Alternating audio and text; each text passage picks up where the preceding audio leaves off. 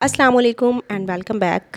मैंने अपनी previous video में नेशनल एजुकेशन पॉलिसीज़ 1947 से 1979 तक आपके साथ मेन पॉइंट्स उसके डिस्कस किए थे और मुझे उम्मीद है कि आपके लिए वो वीडियो बहुत ज़्यादा हेल्पफुल रही होगी, क्योंकि ये जो टॉपिक है बहुत ज़्यादा इंपॉर्टेंट है और ये किसी भी टेस्ट या इंटरव्यू के लिए बहुत ज़्यादा इंपॉर्टेंट समझा जाता है।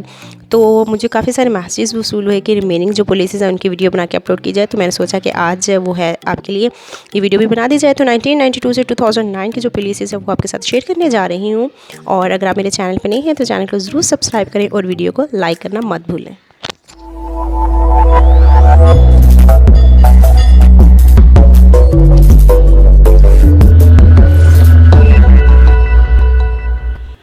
जी, तो नेशनल एजुकेशन पॉलिसी 1992 की अगर हम बात करें तो प्राइम मिनिस्टर जो थी उस वक्त वो बेनज़ीर भुट्टो थी और वज़ीर तालीम जो थे वो फ़खर इमाम थे, जिन्होंने ये पॉलिसी प्रेजेंट की। डियर फ्रेंड्स, आपको ये भी पता होना चाहिए कि न्यू पॉलिसी जो है वो क्यों बनाई जाती है, क्योंकि जो पुरानी पॉलिसी होती है जब उसके रिज़ल्ट हमें अच्छे ना मिल रहे हों तो हमें न्यू पॉलिसी बना के रिकमेंडेशंस देनी पड़ती हैं और उन रिकमेंडेशन को फिर फुलफ़िल करना पड़ता है। और बहरहाल हम चलते हैं मेन पॉइंट्स की तरफ कि इस पॉलिसी के मेन पॉइंट्स क्या थे। जी, तो अगर हम मेन पॉइंट्स की बात करें तो सबसे पहले आ जाता है promotion of Islamic values. Friends, आपको पता होना चाहिए कि किसी भी मुल्क की जो भी सारा करिकुलम होता है वो उसकी आइडियोलॉजी की बेस पे जो भी होता है सारा करिकुलम बनाया जाता है। तो हमारा जो आइडियोलॉजी ऑफ नेशन है वो इस्लाम है, तो इस्लामिक वैल्यूज़ को प्रमोट करने का कहा गया इस पॉलिसी में। दूसरा है कि विमेन एजुकेशन को इम्प्रूव किया जाए, क्योंकि काफ़ी इलाकों में जो है वो विमेन एजुकेशन को इन्फीरियर समझा जाता है, तो विमेन एजुकेशन को इस पॉलिसी में जो है उसको इम्प्रूव करने का कहा गया। उसके अलावा वेरी इंपॉर्टेंट ये एमसीक्यूज़ भी आ जाता है कि कंप्यूटर एजुकेशन को किस पॉलिसी में इंट्रोड्यूस करवाएगा, तो ये 1992 की पॉलिसी है जिसमें रिकमेंड किया गया कि कंप्यूटर एजुकेशन को करिकुलम का पार्ट होना चाहिए, किताबों में लाजमी होना चाहिए स्कूल लेवल पे। उसके अलावा इंटीग्रेटेड करिकुलम को क्लास 1 to 5 यानी कि प्राइमरी लेवल पे इंटीग्रेटेड करिकुलम को इंट्रोड्यूस करवाने का कहा गया। इंटीग्रेटेड करिकुलम का मतलब क्या है कि बहुत सारे टॉपिक्स को या बहुत सारे सब्जेक्ट्स को हम कंबाइन करके एक किताब बना दें। इसका फ़ायदा ये होगा कि एक तो स्टूडेंट्स का बस्ता लोड कम हो जाएगा, किताबें कम हो जाएंगी, बैग भारी नहीं होंगे, बच्चे खुशी खुशी पढ़ेंगे। यानी कि इसमें मुख्तलिफ सब्जेक्ट आप कह लें, मुतालिया पाकिस्तान, साइंस और इस तरह कंबाइन करके एक एक किताब में सारा मटेरियल रखा जाए। उसके बाद कुरान और नाजरा को भी कहा गया, यानी कि कुरान और नाजरा जो है वो भी क्लास 1 से 8 तक जो है उसको भी लाजमी इंट्रोड्यूस करवाया जाए। और उसके बाद अगर मेन पॉइंट्स की बात करें तो एसएमसी को भी जो है एसएमसी मतलब स्कूल मैनेजमेंट कमेटी, जो कि स्कूल में बनाई जाती है, जिसका नया नाम जो कि 2002 में रीनेम करके स्कूल काउंसिल रखा गया। और ये स्कूल के हवाले से जो भी वर्क होता है उसकी ये कमेटी होती है, स्कूल का काम किया जाता है। उसके अलावा यूज़ ऑफ एवियर्स ऑडियो वीडियो एड्स जो हैं वो भी पहली दफ़ा इसी पॉलिसी में इंट्रोड्यूस करवाने का कहा गया, यानी कि हम मुख्तलिफ मीडिया यूज़ करते हुए हम बच्चों को पढ़ा सकते हैं, टीचिंग मेथड्स में यूज़ करते हुए। उसके अलावा डिस्टेंस एजुकेशन के लिए मुख्तलिफ कॉलेजेस बनाने का रिकमेंडेशन दी गई इसी पॉलिसी में कि मुख्तलिफ सूबों में, मुख्तलिफ प्रोविंसेस में जो है वो कॉलेज बनाए जाएँ डिस्टेंस एजुकेशन के लिए। जैसे इलामा इकबाल ओपन यूनिवर्सिटी है इस्लामाबाद में, ऐसे मुख्तलिफ प्रोविंसेस में कॉलेज बनाए जाएँ। इसकी रिकमेंडेशन दी गई थी जो कि जो है ना फुलफ़िल नहीं हो सकी। एनीवे, नेक्स्ट अगर हम पॉलिसी की बात करें तो 1998 की पॉलिसी है और उस वक़्त जो प्राइम मिनिस्टर थे वो नवाज़ शरीफ थे और उस प्रेसिडेंट जो थे वो परवेज़ मुशर्रफ थे, और अगर हम वज़ीर तालीम की बात करें तो वो गौस अली शाह थे। तो ये इसके काफ़ी सारे पॉइंट्स हैं, मेन पॉइंट्स हैं, लेकिन मैं आपके साथ इंपॉर्टेंट जो पॉइंट्स हैं वो आपके साथ डिस्कस करूँगी इस पॉलिसी के। तो जो आपने ज़हन नशीन रखने, क्योंकि बहुत ज़्यादा याद करने भूल जाएंगे, तो आपको मैं मेन पॉइंट्स जो हैं वो आपके साथ डिस्कस करूँगी। तो चलते हैं मेन पॉइंट्स की तरफ।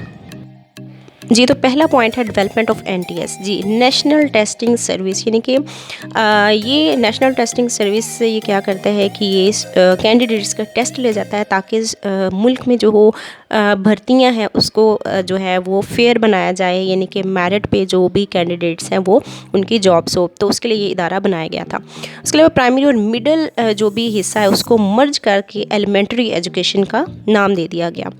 उसके अलावा टीचर ट्रेनिंग जो है उसकी बात की गई कि प्री सर्विस यानी कि सर्विस स्टार्ट होने से पहले टीचर की ट्रेनिंग होनी चाहिए, जैसे जिसे हम इंडक्शन ट्रेनिंग भी कहते हैं, जो होती भी है अक्सर। और उसके अलावा इन सर्विस यानी कि ड्यूरिंग सर्विस भी जो टीचर की है वो ट्रेनिंग होनी चाहिए।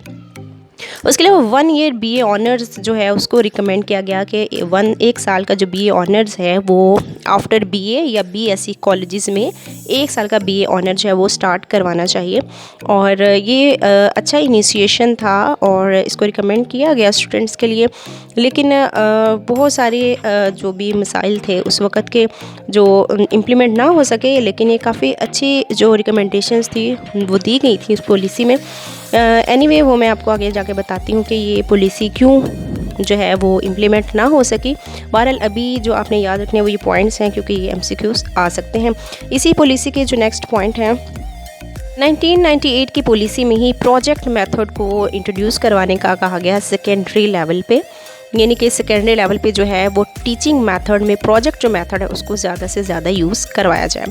उसके अलावा स्टूडेंट पॉलिटिक्स पे बैन लगा दिया गया, यानी कि स्टूडेंट जो हैं वो पॉलिटिक्स में ना आए, क्योंकि इस तरह उनकी स्टडी जो है वो डिस्टर्ब होगी। जस्ट वो अपनी स्टडी पे ही तवज्जो दे, तो बैन कर दिया गया था, स्टूडेंट्स पॉलिटिक्स में नहीं आ सकते। उसके अलावा नाइट एक इंस्टीट्यूशन है, national institute of teacher education, और ये टीचर्स के लिए इस इदारे को जो है वो इस्टेब्लिश करने का कहा गया। उसके अलावा कॉन्ट्रैक्ट सिस्टम जो था पहली दफ़ा टीचर्स के लिए वो भी इसी पॉलिसी में ही इंट्रोड्यूस करवाया गया, यानी कि कॉन्ट्रैक्ट और परमानेंट का जो भी सिस्टम होता है, तो कॉन्ट्रैक्ट सिस्टम जो था वो पहली दफ़ा 1998 यानी कि नवाज शरीफ की ही जो है वो इरा में इंट्रोड्यूस करवाया गया था टीचर्स के लिए। तो ये 1998 के जो थे सारे मेन पॉइंट्स थे। नेक्स्ट जो है वो है 2009 की पॉलिसी की अगर हम बात करें तो इसके जो मेन पॉइंट्स हैं उसमें काफ़ी कुछ रिकमेंड किया गया था, जो कि अगर इम्प्लीमेंट होता तो बहुत ज़्यादा बेनिफिशियल होना था कंट्री के लिए।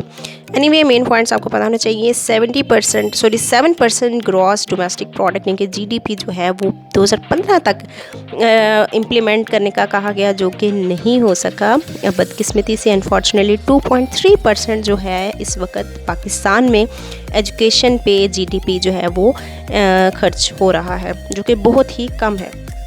उसके अलावा मीडियम ऑफ इंस्ट्रक्शन जो है उसको इंग्लिश लैंग्वेज को मीडियम ऑफ इंस्ट्रक्शन क्लास 4 से ऑनवर्ड, इनके क्लास 4 से लेके ऊपर जितनी क्लासेस हैं उन सब के लिए इंग्लिश लैंग्वेज को कहा गया कि आप इंग्लिश में ही पढ़ाएं मीडियम ऑफ इंस्ट्रक्शन के तौर पे। उसके लिटरेसी रेट 86% अचीव करने का एक गोल बनाया हुआ था 2015 तक, लेकिन अनफॉर्चुनेटली ये भी 59% है अभी तक लिटरेसी रेट पाकिस्तान में, तो ये भी जो है वो अचीव नहीं हो सका। उसके अलावा EFA गोल, इनके एजुकेशन फॉर ऑल का जो गोल था वो भी, उसके लिए भी काफ़ी सारी एफ़र्ट्स करने का कहा गया कि ये हम अचीव कर लें।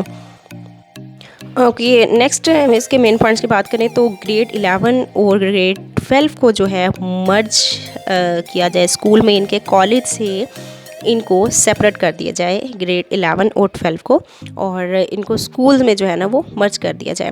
उसके अलावा नेशनल मेरिट प्रोग्राम जो था वो ब्राइट स्टूडेंट्स के लिए बनाया जाए कंट्री में, यानी कि जो स्टूडेंट्स अच्छे हैं, जो इंटेलिजेंट हैं, उनको सिलेक्ट आउट किया जाए, एक कौमी सतह पे मेरिट बनाया जाए, ताकि वो स्टूडेंट्स जो हैं ब्राइट है, जो इंटेलिजेंट है, उन्हें हमें पता चले और उनके लिए जो भी स्कॉलरशिप है या जो भी उनके लिए अच्छा है।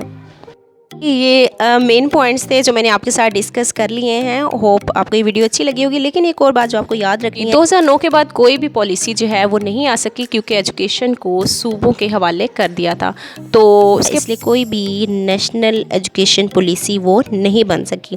तो जो मेन पॉइंट्स थे वो मैंने आपके साथ तमाम पॉलिसीज़ के जो है वो डिस्कस कर लिए हैं। आपने इन तमाम पॉइंट्स को अच्छे से याद कर लेना, क्योंकि बहुत ज़्यादा इंपॉर्टेंट टॉपिक है जो बिल्कुल भी आप कह सकते हैं कि भूलने वाला नहीं है।